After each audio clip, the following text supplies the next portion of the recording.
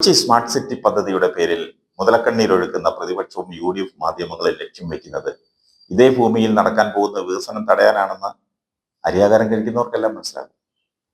UDF സർക്കാരിന്റെ കരാറിൽ ഭൂമി തീരെഴുതാൻ ഉൾപ്പെടെ എല്ലാ അവകാശങ്ങളും ടികോമിന് നൽകിയിരുന്നു. എൽ.ഡി.എഫ് സർക്കാരാണ് അത്തരം നിബന്ധനകൾ നീക്കി കേരളത്തിന് അനുകൂലമായ കരാർ വെച്ചത്.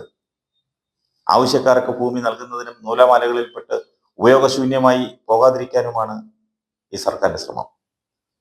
100 ഏക്കർ പാട്ടഭൂമിയും 136 ഏക്കർ അധിക ഭൂമിയും 38 കോടി രൂപയ്ക്ക് വിൽക്കാനായിരുന്നു യു.ഡി.എഫിന്റെ കരാർ.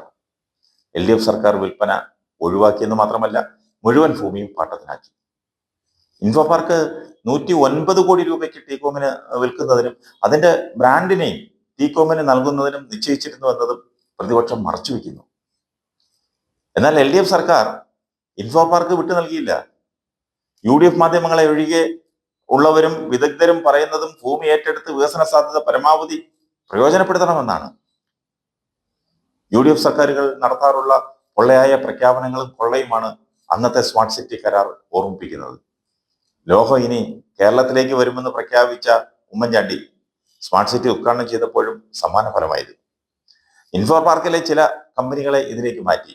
ബാലവാടി, തട്ടുകട, വൈദ്യശാല, വക്കീൽ ഓഫീസ്, ബാങ്ക് എന്നിവയാണ് അന്ന് സ്മാർട്ട് സിറ്റിയിൽ തുടങ്ങിയതെന്നും മാധ്യമങ്ങളിൽ വലിയ വാർത്ത വന്നതാണ്.